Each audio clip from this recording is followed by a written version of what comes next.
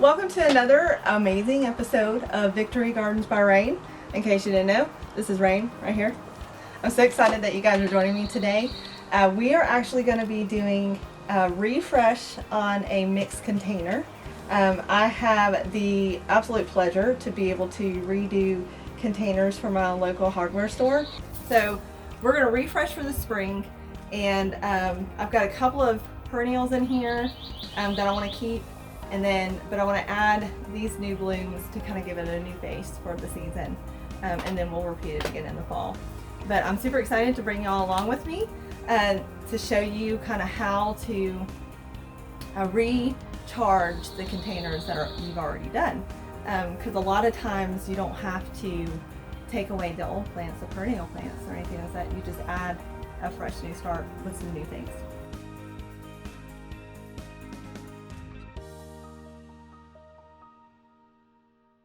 Okay, so the first thing that you do when you're refreshing a container is you want to make sure you pull out all the weeds and the plants that you don't want.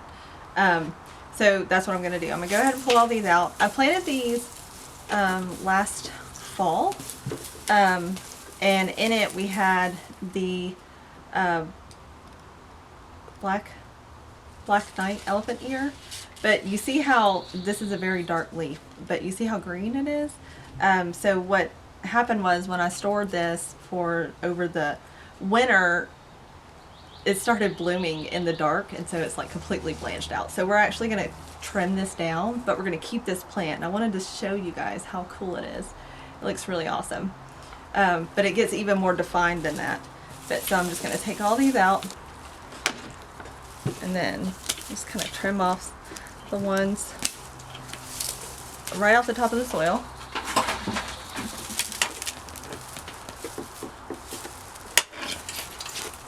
I'm trying not to disturb the roots of this calicosia or alocasia. I'm not sure which category it's under, but because I want it to live happy, I want it to be happy. So I'm just kind of pulling off the surface weeds like that. And then, so the kids that come into the store, they put little rocks in the container, and so every time I refresh, I find all these rocks in there. So whenever I get done planting them, I'll put the rocks back, just in case they check.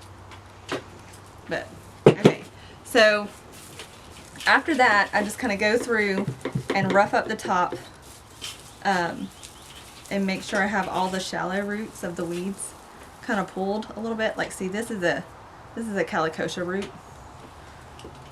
So I want to trim that down. But, okay, so now that I showed you guys what it looks like, I'm actually going to trim this down so that whenever I refresh, it can grow out the actual color that it's supposed to be, because it's very bleached out right now.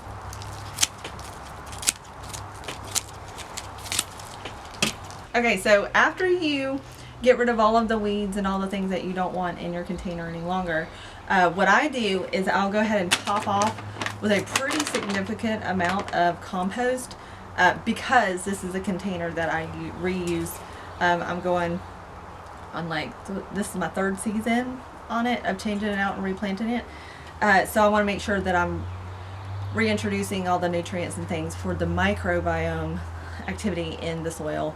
And that's where the compost comes in, and I use the black gold natural organic earthworm blend, but you can go any big box store or any hardware store is going to have some worm casting compost. And I like that the best because it's super fine and it creates instant composting for my plants. And what I do is I actually fill out the whole top layer. Okay, and then I'll take in, as I fill in my holes, dig my holes for the plants that I'm about to put in, I'll put a little bit of this fertilizer in. And I like this brand too, because they have the True Biotics, which is the mycorrhizae and all of your life that you're adding back to your soil. So I like to top off a little bit with that too. Alright y'all, so these are the plants that I'm going to be using today, and I'll tell you a little bit about them. And I kind of went a little cheesy with it because I'm doing these planters for an Ace Hardware, and their colors are red and white, and so I'm going to go with that theme with this great dark calicosia, and then the other plants I think it's going to marry really well.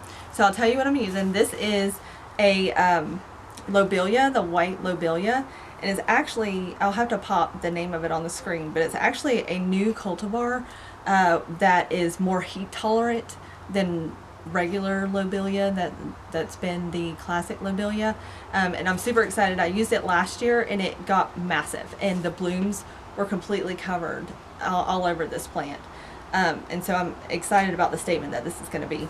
So this is going to be what our filler is. And what is a filler? What does that even mean? So a filler in a mixed container, there's a certain little recipe that people tend to use, and I'll follow it a lot of the times, but sometimes I'm a little rebel and I don't want to. But generally, what you do is you get a filler, a spiller, and a thriller. And that means that you have a thriller is the big ooh la la, okay? And then the filler is what kind of fills in the nice, great spaces, and then the spiller spills out and is like, hey, now look at me too. Okay, so that creates an entire picture in a planter. So you got the height, the width, and then the depth of a spiller.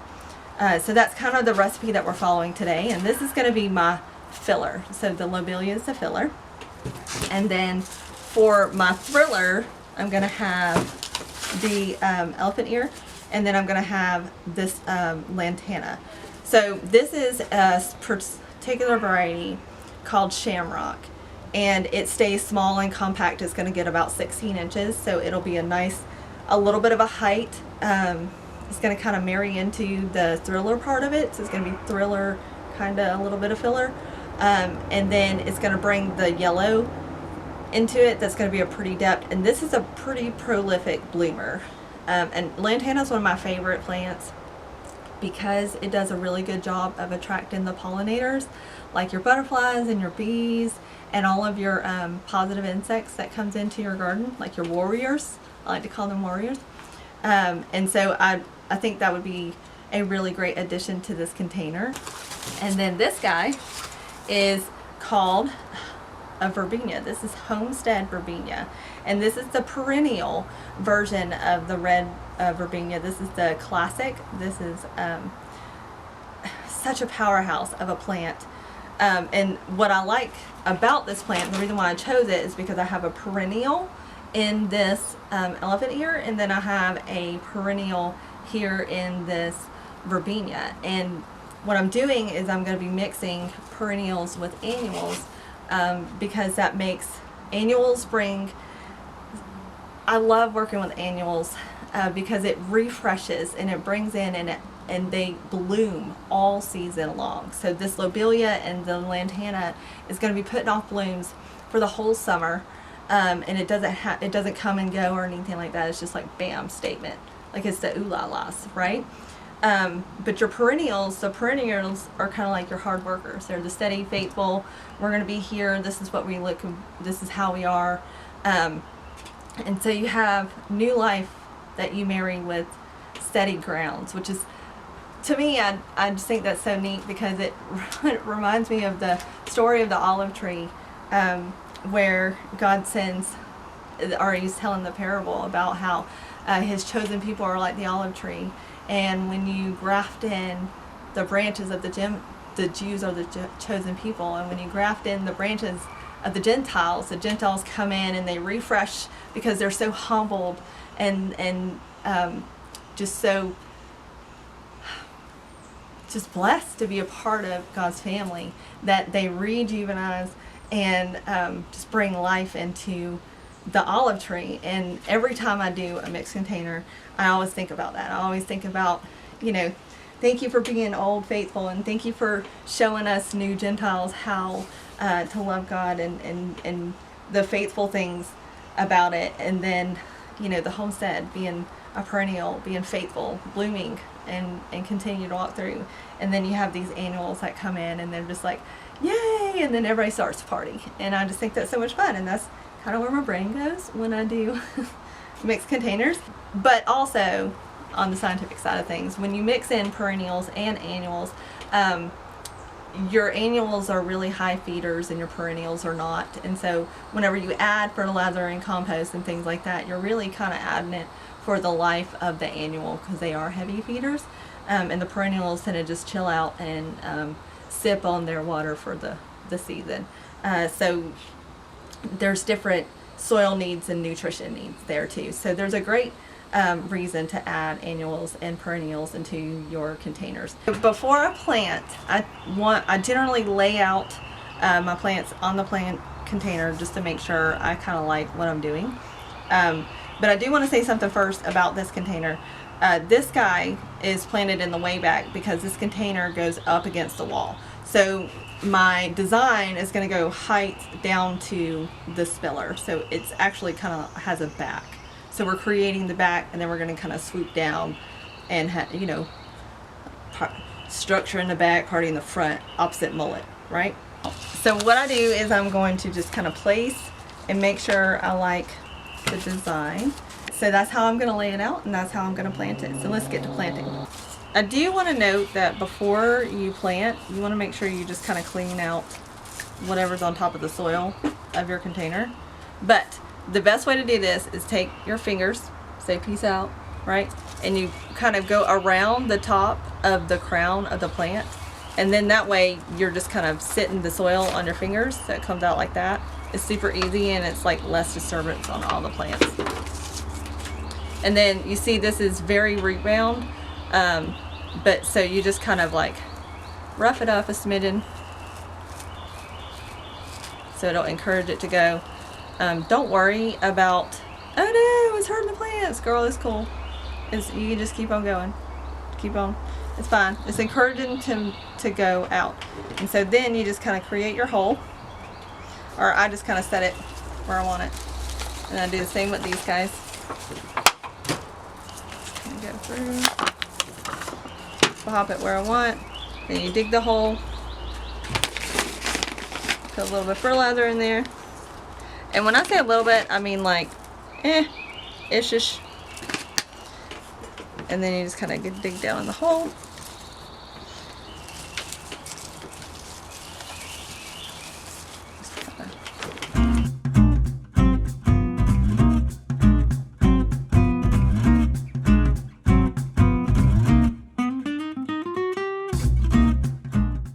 So when you want them to spill out really well, you just kind of lay it and plant it sideways like that, and then just cover the soil up with dirt.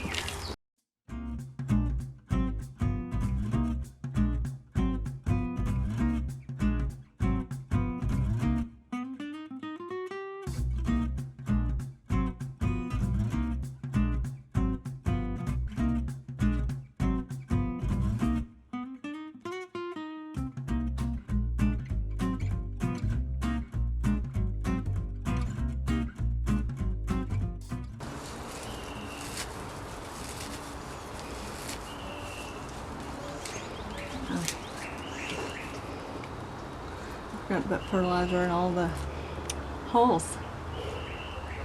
Whew, what do you do when that happens? Well, you know what you do when that happens, when you get so carried away and you're just having tons of fun? You put more on the top and water it in really well. And so since I forgot to put all the fertilizer in the holes, I'm actually going to go back through and just kind of go around, give it some love. A little bit more, because this is sort of a slow release fertilizer, but really the reason why I'm trying to be so intentional with it, that's a little crooked, I'm gonna have to fix that, is that in a container you have to remember that you're supplying literally the entire life of that plant's nutrition and everything all in an enclosed space. And if you don't give it that, it's going to starve to death. And you don't want that to happen. You want your plants to live a happy little life. You know, you're putting in all this effort to create a environment, a community, if you will, of plants. And you want to make sure you give them the best start that you can. And also, if you do that at the beginning, ain't much you got to do later on down the road.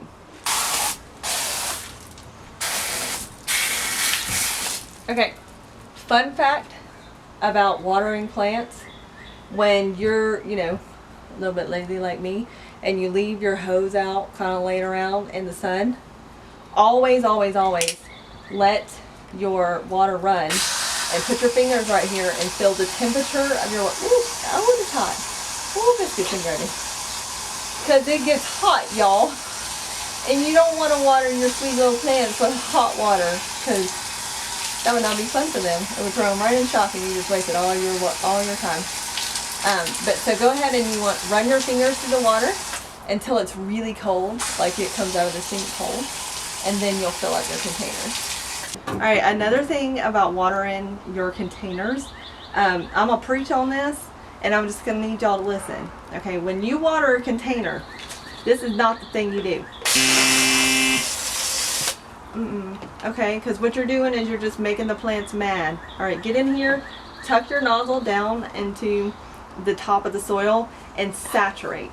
You want to take your nozzle and put it right on the surface of the soil, kind of like, you know, about this far, so that you can see your water running. And then you want to kind of color your soil, like pretend it's a coloring page, and you just want to make sure you get every surface area of the soil. And when I say water well, I mean drown that plant container. Okay, you want to water it until the water sits on top of the soil and then drains down. Now, two things. If it never puddles up, that means you have too much drainage and you need to kind of address that. If it puddles up and does not drain, you need more holes for drainage.